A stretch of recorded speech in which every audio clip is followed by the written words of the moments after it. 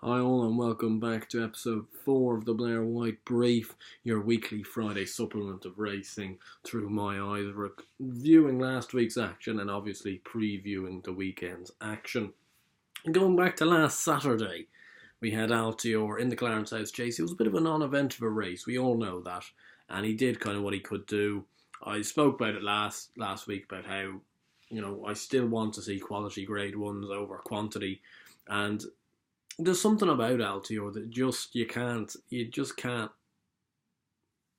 teach like in a horse. Like they have a horse like that is a bit of a freak, and I think we need to just accept that's the case. People are giving out that he's jumping left-handed. Cheltenham's a left-handed course. That's not going to do him any disservice. And he jumped a bit erratically, like out to his left. He didn't jump badly, but just out to his left, and he's still beating Fox Norton 8 or 9 lengths on the snaff. He's still as good as he once was. It's just hard to see past him. It's hard to see unless there's a mishap, how he's not going to win the champion chase. Now, we've all seen it before. We saw Duvan get turned over at 4s on for the champion chase. And to be honest, Altior is probably going to end up being 3 or 4s on. So it isn't really a betting proposition for me, but you just can't see past him. And perhaps you're playing for betting with outs or each way shouts in the champion chase because I just can't see Altior not winning it. Apart from that, the action on Saturday was alright. Like Mr. Fisher won the Supreme Novices Trial Open Haydock. He won it alright. I think a lot of people are getting a bit over the top about him, though I don't think he'll win the Supreme. I just can't see it. He looks a shoddy enough jumper. He'd have to improve a heap for that run as well. So he was good, but I don't think he'll win the Supreme. And what was that? Cyrname was superb at Ascot, but he's not going to do anything at the festival. He only can go right-handed. Magical Light won the Mare's Hurdle quite nicely, as I hoped she would. So that was a good winner for us. But she is running at Huntington today, actually. So it'll be interesting to see. I suspect she will be able to double up. Well, actually, she could, I suppose, run in the Mare's Hurdle at the festival, but I don't think she'd have much of a hope against Apple's Jade, but she's a tidy enough mare in her own right. But most of all I want to cover is yesterday's action over at Gowran Park. Great to see at Gowran on Fiestes Day. We had a bit of softer ground and a bit better horses as well when the softer ground comes out, and more predictable results you feel. Now obviously that can change, but there were more of the class horses going out and just winning, which was great. Which brings us to our main talking point, which is obviously presenting Percy winning the Galmoy Hurdle. And I just could not be more impressed by this performance in the Galmoy Hurdle. He's running against like proper horses that are, a horse like Bapome is a proper 3-mile hurdler, running in these races that Apple Jade is running in and Faugheen's running in. He's a very good horse in his own right, plus that's what he's meant to be doing. Presenting Percy as a staying chaser, and yet he's still being able to beat these horses in hurdle races, showing his speed, showing his class, and from the back of the last, showing his determination. I don't think you could be much more happy.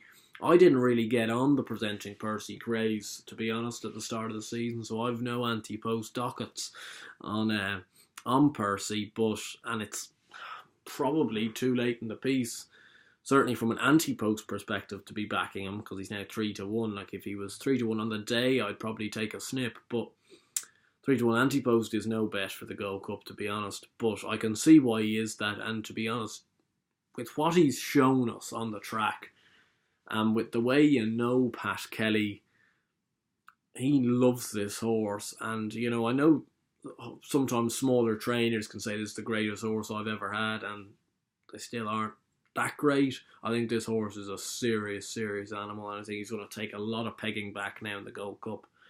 I just see him having that class, and I know he wants probably a little bit of a dig in the ground, but better ground, I don't think at Cheltenham they won't mind that at all. And I just can see him outdoing his rivals. I must say, I'm interested to know your opinions. I'm sure some of you are on Presenting Percy since his RSA win last year.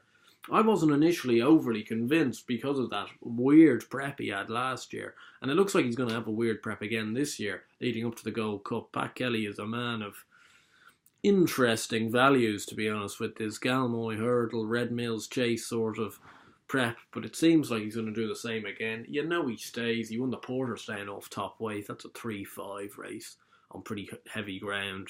And he absolutely cantered up in that. So he's done it all. Like, he's actually shown so much versatility. And I'd be interested to know whether some of you are on, and do you guys think, even if you're not on, do you think he really is the real deal now? And can anybody beat him in the Gold Cup? I'm still holding on to Al Boom Photo each way. And hopefully we can see him run in the Irish Gold Cup next weekend. But for now, it does look like Percy has the division covered, I think. That's just my opinion, though. Moving on, though, we also saw Invitation Only take out the Thyestes Chase, I thought in really impressive manner. Him and Alpha Days Oboe coming well clear of up for review. Him and Alpha Days Oboe were right at the top of the weights as well. The two class horses in the race. The other class horse was Pleasant Company, who ran a blinder up until around 3 out, and then he's a national horse. He's a 4-mile horse, not a 3-mile horse. He didn't quite have the speed to go with the other two. But Alpha Days Oboe was second in a world hurdle to Thistlecrack. His Invitation Only looked like he was just about to get into the JLT last year when making a bad mistake. He's got grade 1 place form, and it was of no surprise to me that he was able to capitalise off his mark in the Thyestes over 3 miles. Be interesting to see where they go with him now. My idea would be that he's probably going to head to the Bobby Joe Chase. The Wileys and Willie Mullins have a very good record in that race, and they'll see how he goes in that. If he was absolutely dot up in that, you'd be half tempted to run him in the Gold Cup, or else they'll probably keep him for either the Irish National or the Punchestown Gold Cup. But keep close eye on Invitation Only. And 2 more I just want to talk through at Gorn yesterday. 2 real live wire Cheltenham horses, I think, now. And one of them was in the beginner's chase, Sealos Emery. We forget, because of how long he was off the track, what a good hurdler he was. He was a grade 1 novice hurdle winner. He was 5th in the Supreme. Mellon was 2nd in that race. LeBake was 1st. It was an alright Supreme. It wasn't one of the barnstormers. It wasn't one of the worst either. He then, though, came out last year and he was 2nd to Mick Jazz in the Ryanair hurdle. Obviously, when Faugheen was pulled up, Mick Jazz went on to finish 3rd in the champion hurdle last year. So he was actually turned out to be more solid form than you perhaps gave it credit for at the time. He came back yesterday, full of quality, full of zest, jumped really well with Ruby Walsh on board, and quick and clear. He's probably now the Mullins #1 shout for that race. He's still around 14-1 with the majority of bookmakers, and potentially could be an each way shout in the Arkle, given the wide open nature of the race. And also, finally, we have a good Mullins bumper horse. We've been waiting, it's middle of January here. We've been waiting 6 months to see one of these, and Blue Sari is finally the one that gives us a bit of something. It was Malone Road and Envoy Allen obviously have set the bar sky high for the bumpers in Ireland, and to be honest, if either of them turn up in the Cheltenham bumper, they'd have to have a massive chance. But this Blue Sari, if he does go, he created a fantastic visual impression yesterday. You never know, obviously, how those sort of races will work out. Some of them are strong bumpers, some of them not so. But he won it. If you were taking it on visual impression, this horse must run in the Cheltenham bumper, and you couldn't put it past him having a big shout based on that performance. So that was pretty much the weekend wrap, or week wrap even. Presenting Percy, top notch. Invitation Only, very good, and watch out for Sealos Emery as an Arkle flavour about him, and Blue Sari potentially for the champion bumper. We've got Trials Day tomorrow at Cheltenham, so I'm going to just run through. I've got a few tips. In the Cotswolds Chase, I'd have Elegant Escape at 11-4 over Frodon at 2-1, just because you know the stamina's there with Elegant Escape. He's a bit of a Native River character, not quite as good, but not too bad nonetheless. We've a 6-runner Ballymore Novice Hurdle, which Birchdale, who was brought out of the Leamington at Warwick a few weeks ago, runs for Henderson and Geraghty, but I'd take him on at the price. 6-4 is no type of price in this sort of race. And even though it's only a 6-runner race, so you'll only get the 2 places, I'd take a little each way nibble on Buster Valentine at 12-1 for Ruth Jefferson. Got a superb, well, 3 from 3 overall, 2 from 2 over hurdles. The air race hasn't amounted to much, but her win at Newcastle, where I'm to blame, who was beaten 14.5 lengths, went out and won by half the track at Sedgefield a few weeks ago.